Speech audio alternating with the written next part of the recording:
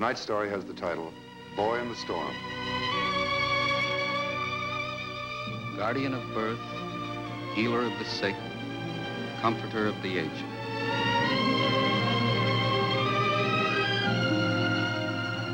To the profession of medicine, to the men and women who labor in its cause, this story is dedicated.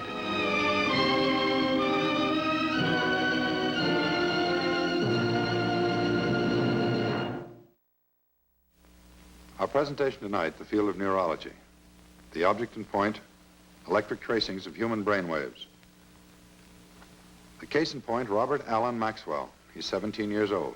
By economic standards, he's a very fortunate young man. He has wealth, he has position. Physically, he's much less fortunate. The past 7 years of his life have been spent under conditions designed to blight and destroy his entire existence. Due to narrow ignorance and a stupid misunderstanding of a condition which Robert Maxwell is powerless to control, 7 years of his young life, years that should have been happy and productive, have been wasted, and wasted without reason. But there was and is a turning point.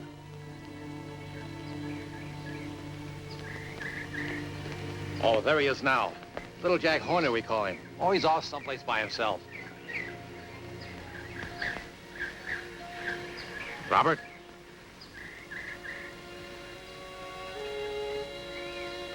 This here's Mr. Frankel. He's come take you away. Hello, Robert. Do you remember me? Yes, sir. You're Aunt Flora's lawyer. I'm the administrator for your aunt's estate. How is Aunt Flora? They wouldn't let me go to the hospital. Robert, your aunt passed away last night. She passed away. You mean she's dead? Aunt Flora's dead. I'm sorry to bring you this news, Robert. I have a car waiting. I'm going to take you to a doctor in town. Flora. All right, boy, let's go. You've got your stuff to pack.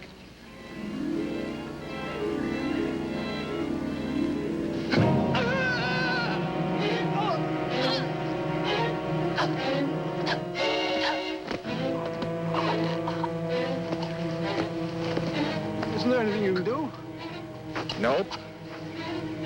Got anything handy, you shove it between their teeth so they don't bite the tongue off. If not, you just get them on their side so the saliva don't strangle them. More trouble than any kid I've ever seen.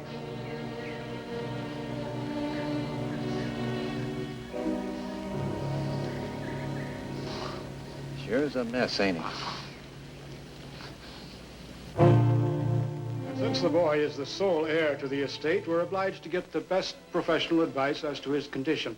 Now, my own physician recommended you, Dr. Moore. That was very kind of him. Now, the boy was orphaned at the age of 2, is that right? His parents were killed in a plane crash back east, and his aunt, Flora Maxwell, took charge of him. Do you happen to know what doctor his aunt consulted at that time? Well, no, I'm not sure there was anyone. You see, he was kept at home with a tutor. Miss Maxwell was very sensitive about the family reputation. She wanted the boy to have good care, and yet the boy having epilepsy and all. Epilepsy is not a dirty word, Mr. Frankel. I don't mean to criticize you or Miss Maxwell. It's an all too common attitude. Will the boy stay on at the house now? No, there are no relatives, no one to take care of him. He needs a home. Well, I suppose we can find somebody to take care of him. I wasn't thinking of someone you hire. I was thinking of foster parents. Not legal foster parents, more like a family guardianship. Someone who could give Robert the warmth and kindness and understanding that he needs. Who are you going to get to take care of a boy who has fits? You can't cure an epileptic, can you? Some forms can be cured surgically. The rest can be controlled. We can't cure diabetes either. We can only control it. Well, we'll talk about a home for him later on. Right now, I'd like to put the boy into a hospital for a series of tests to help establish an accurate diagnosis and start the proper treatment. That's all right with me, Doctor. I'm content to leave things entirely in your hands. I think it would be the best way to proceed. I'll send you a complete report. Robert Allen Maxwell was admitted to the Banner Memorial Hospital on the 23rd of August. Aside from a slight nutritional problem, he was in good physical condition. The neurological examination disclosed no evidence of brain damage. The blood study showed no evidence of hypoglycemia, a deficiency of sugar in the blood. Examination of the spinal fluid has proved entirely normal. The slight anemia connected with the nutritional deficiency is being corrected by diet and vitamin supplement. As part of the routine diagnostic procedure, an electroencephalogram was run by an EEG technician.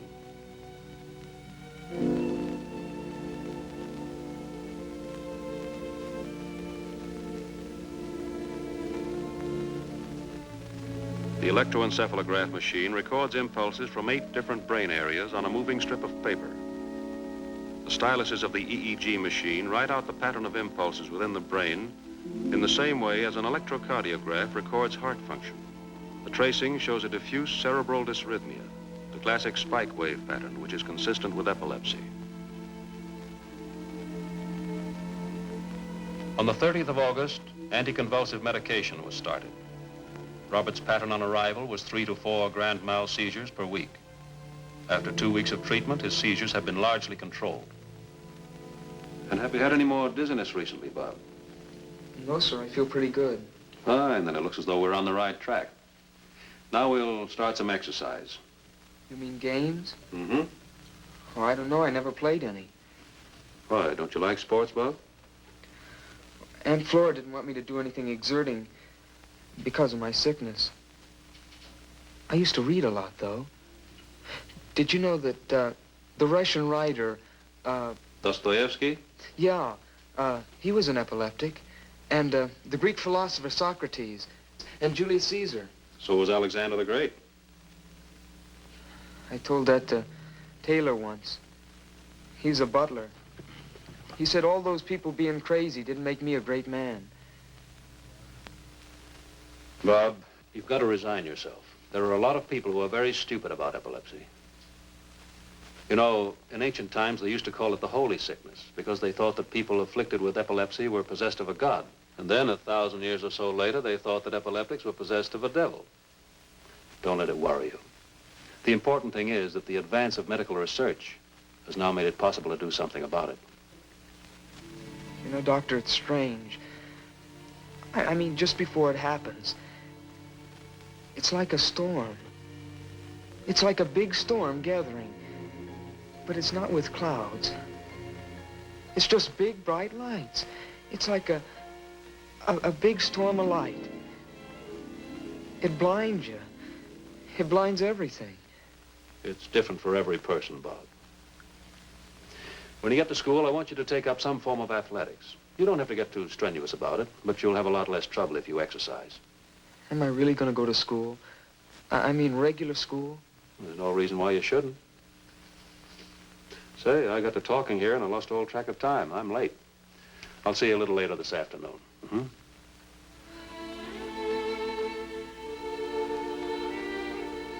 Further studies have been made, but by the 3rd week, his improvement is unmistakable. The boy, though shy, is cooperative and gets on well with the hospital personnel. Miss Harris? Oh, I'm sorry. Really, I'm sorry. It's all right, I'll fix it. But you close your eyes now, and don't you dare move your head again. What do you do with patients who move their heads? Oh, I can be pretty tough. At times, I'm almost ruthless. Like the Queen of Hearts. Hmm? Off with their heads. You know, the Queen of Hearts, Alice in Wonderland. Uh-huh. You might call me the Queen of Hearts. All right. You can call me the Mad Hatter.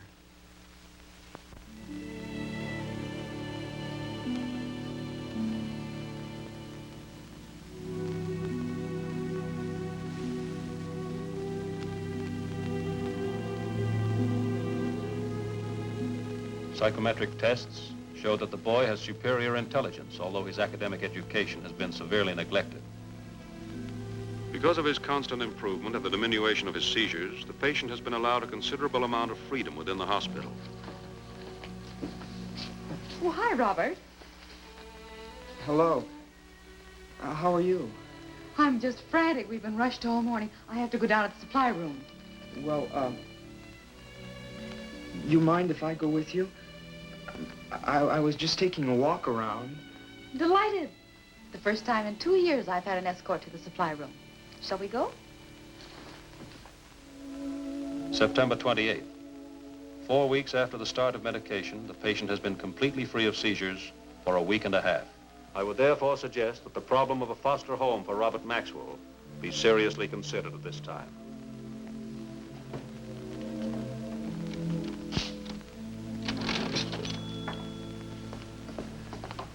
Hi, Miss Harris. Well, hello. What are you doing here? I'm over the hill. I slipped away from my nurse. I wanted to see how the Queen of Hearts was doing. Tough as ever. You shouldn't be here, you know. I know. I was just passing by. I saw you in here, and I thought maybe I could buy you a cup of coffee.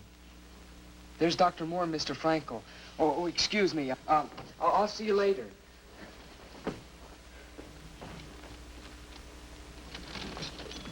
Hello, Nan. Hello, Dr. Moore. Miss Harris, meet Mr. Frankel. How do you do? How do you do? Sit down, Mr. Frankel. I've been through quite a list of people that might act as family guardian. We've consulted the bank, and, well, you've no idea how the epilepsy complicates things.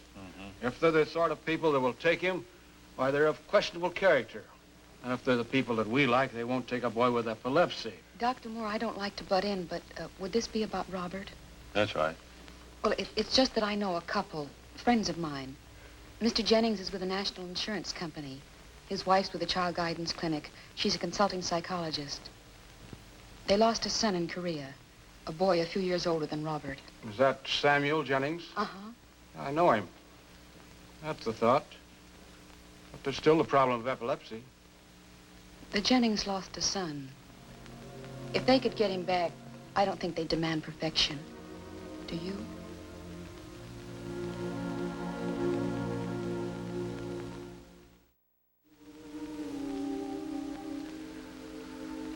Heart's fine, Bob. No more dizziness that you remember, No. Not even a little momentary haziness since the last change in your medicine? No, Doctor, I'm pretty sure of it. Then, as far as we know, this is the 5th week you've gone without a seizure. Doctor, you suppose maybe it stopped? We have every reason to be optimistic, Bob.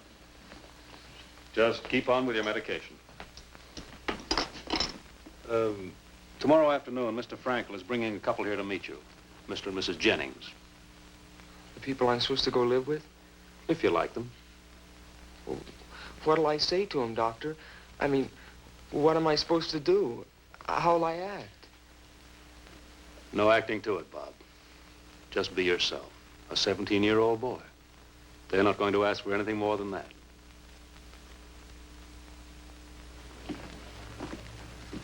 I've talked with the Jennings, Bob, and they're wonderful people. Well, it's up to you. Doctor, I'm a little nervous about meeting them.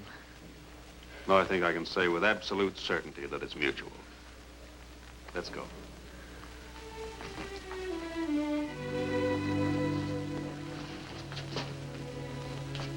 Robert, I'd like you to meet Mr. and Mrs. Jennings.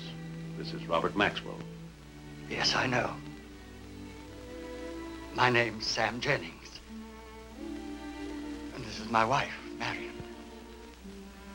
How do you do? I must run along. I'll leave you to get acquainted,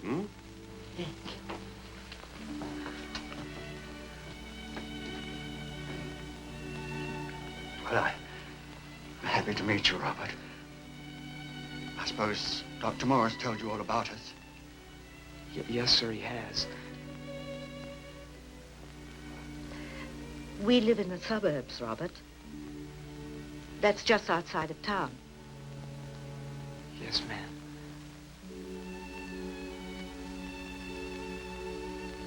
Do you think maybe you would like to live in the suburbs, Robert? Yes, ma'am. I think I'd like the suburbs.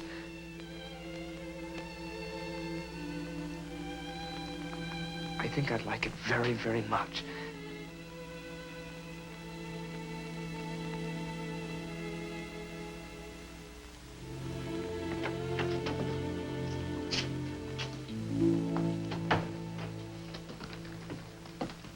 Hi, Bob. I was just arranging for you to leave us. You're a free man. Uh-huh, I guess I am. Nervous? A little bit. It's not so much that. Doctor, whatever's wrong with me, it's not really like being crazy, is it? It has absolutely nothing to do with being crazy. It's an electrochemical process in the brain that... Well, look here. We don't completely understand the mechanism, but anybody is potentially able to have a seizure. Some people have a much greater susceptibility. Now, you described it as a storm, Bob. Actually, it's more like a flood, you might say. If you can imagine that everyone has a dam in their brain, something like this. Now, here is the water behind the dam. Some people have a high dam, so. And when disturbances pour in, they can hold a great deal before it spills over. When it does spill, you have a seizure. You mean I could be like I was? It could start again? We haven't had time yet to be sure that your present medication will be completely effective. But I want you to start to school as soon as possible so that you can start living a normal life. There's no guarantee that you might not have another seizure. If you should, we simply change the medication. It's nothing to be alarmed about. I see. Try not to be emotionally upset. Take your medicine and exercise moderately. I'll be seeing you quite frequently at first. The Jennings are picking you up at 3, aren't they? Yes. Thank you, Dr. Moore. Thank you very much. By the way, will I ever be able to get married? Say, you've made a more rapid recovery than I realized. Well, can I? No reason why you can't. There's some question about the hereditary aspect, but the chances of your children being epileptics are very little greater than anybody else's. Sure, you can get married, Bob. Let me know when you find the right girl, huh? Yes, sir. Thank you, Doctor. I will.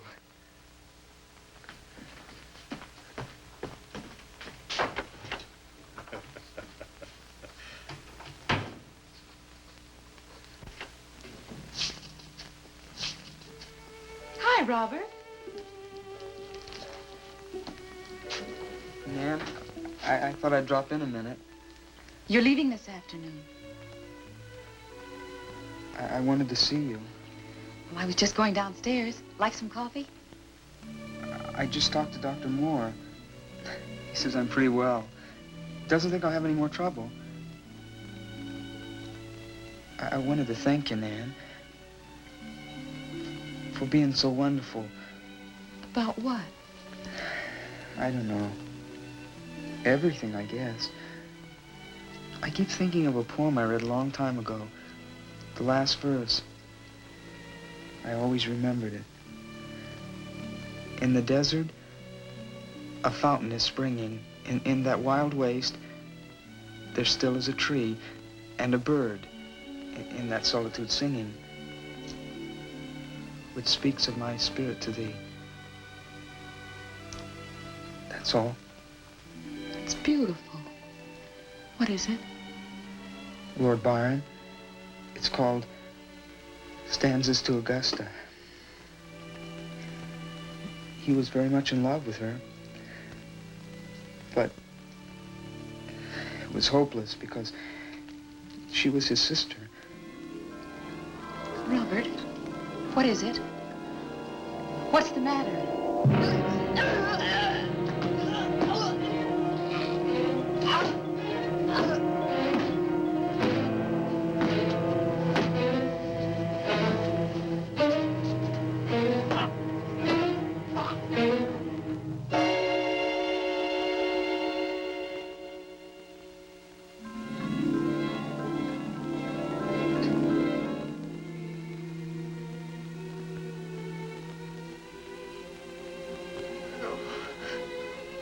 No. Not here. Not here. It's all right, Robert. It's all right. It's all over now. Everything's all right.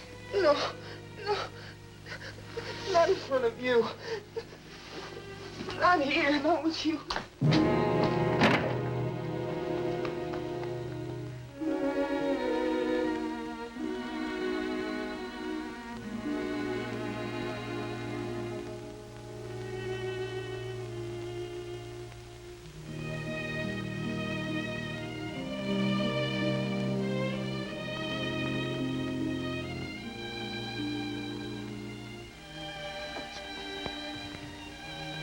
Robert.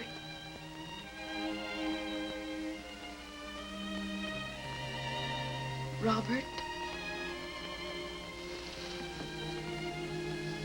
Robert, what just happened? It doesn't matter.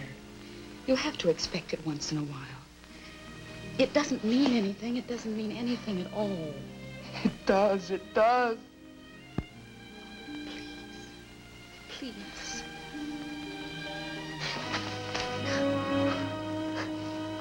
I love you. I love you. I love you. I love you, too. In a very special way. We're friends. We're very close friends. I don't mean that. I love you, Nan. I love you. I don't want anybody else. I understand. More than you know. You're well now. You're going to stay well. You have a whole wonderful, beautiful life ahead of you. Don't make it narrow by loving just one person or one thing. Don't build walls around yourself or your life. Love grows small and cramped and selfish that way. There's so much to love. So many things. So many people. Each one of them in a special way. The girl you'll marry. Your wife. Your children. The tree in the backyard. Your friends. The family next door. Love each one of them with a special love.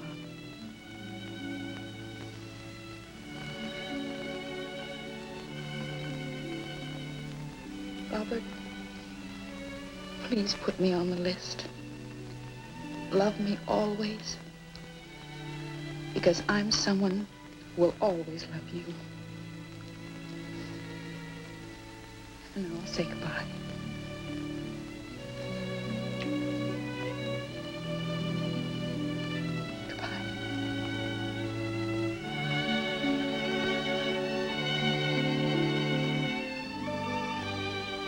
Robert, will you write to me, please? Once in a while? Will you write to the Queen of Hearts?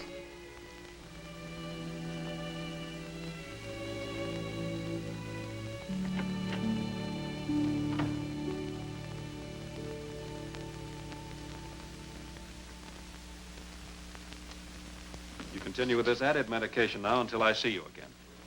Remember, if you have any trouble, I'm just as near as your telephone. All right? All right. Thank you, Doctor.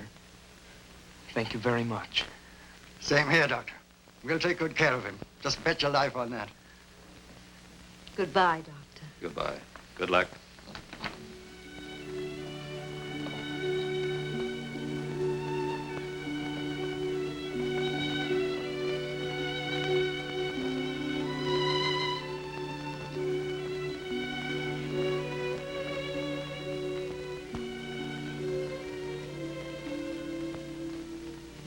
Certainly he's a nice youngster, isn't he? Uh-huh.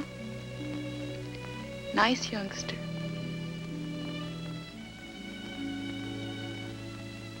Come on. Buy a cup of coffee.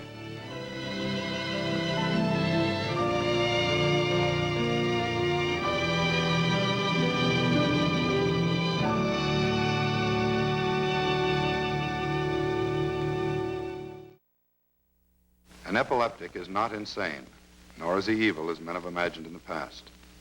He is possessed of a disability as logically explainable as a lame leg. But the stigma of fear lives on, a reminder of man's superstitious past. This the doctor must treat, as well as the epilepsy. The practice of medicine does not stop with the administration of a pill or the use of a knife. It must also immunize against ignorance, intolerance, and superstition. These too are forms of sickness, and the practice of medicine is directed toward health.